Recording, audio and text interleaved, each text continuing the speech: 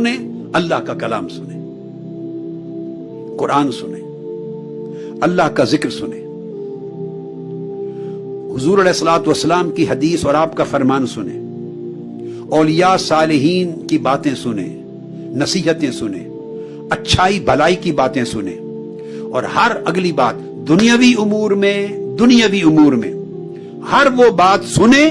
جس بات کے اندر برائی نہیں ہے،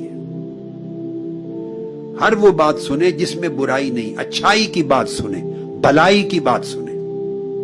ایک معیار قائم ہو گیا نا۔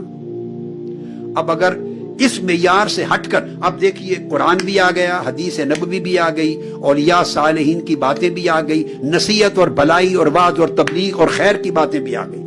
باقی رہ گئی دنیا اور دنیا داری۔ اس کے ساتھ آپ نے زندگی گزارنی ہے نا، اس میں ایک معیار ہے صرف، اس میں خیر سنیں شر نہ سنیں، بس۔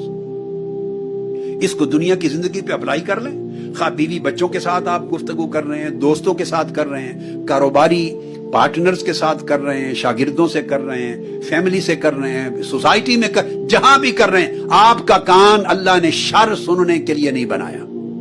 گناہ سننے کے لیے نہیں بنایا، خیر